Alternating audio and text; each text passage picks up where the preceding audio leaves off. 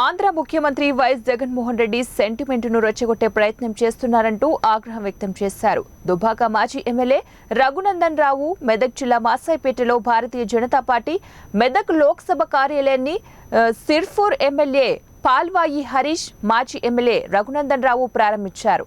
అనంతరం దుబ్బాక మాజీ ఎమ్మెల్యే రఘునందన్ రావు మాట్లాడుతూ వచ్చే ఎన్నికల్లో లబ్ధి పొందడమే కోసమే మళ్లీ ఆంధ్ర తెలంగాణ సెంటిమెంట్ను తీసుకువస్తున్నారని, మేడిగడ్డ విషయంలో కాంగ్రెస్ ప్రభుత్వం కొత్త నాటకాలు ఆడుతుందని ఆయన అన్నారు. బీజేపీ టీఆర్ఎస్ పొత్తు అంటూ కాంగ్రెస్ ప్రచారం మొదలుపెట్టిందన్నారు. గతంలో ఉమ్మడి రాజధానిపై మాట్లాడని ఆంధ్రప్రదేశ్ ముఖ్యమంత్రి జగన్మోహన్ రెడ్డి ఎన్నికల కోసమే వైవి సుబ్బారెడ్డి తెలంగాణ వాదాన్ని రెచ్చగొడుతున్నారని ఆయన మండిపడ్డారు.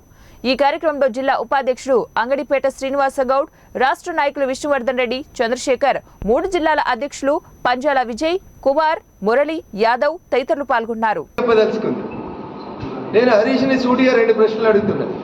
2015 సంవత్సరంలో నాడు కేంద్ర జలవనరుల శాఖ మంత్రిగా ఉమాభారతి ఉన్నప్పుడు తెలంగాణ రాష్ట్ర ముఖ్యమంత్రిగా గౌరవనీయులు చంద్రశేఖరరావు గారు, ఆంధ్రప్రదేశ్ ముఖ్యమంత్రిగా చంద్రబాబు నాయుడు గారు ఇద్దరు జలవనరుల శాఖ మంత్రి కార్యాలయంలో అపెక్స్ కౌన్సిల్ మీటింగ్లో తెలంగాణకి 299 టీఎంసీలు, ఆంధ్రాకి 511 టీఎంసీల నీళ్ళకి ఒప్పుకొని ఈ చంద్రుడు ఆ చంద్రుడు ఇద్దరు సంతకం పెట్టినటువంటి మాట నిజమా కాదా?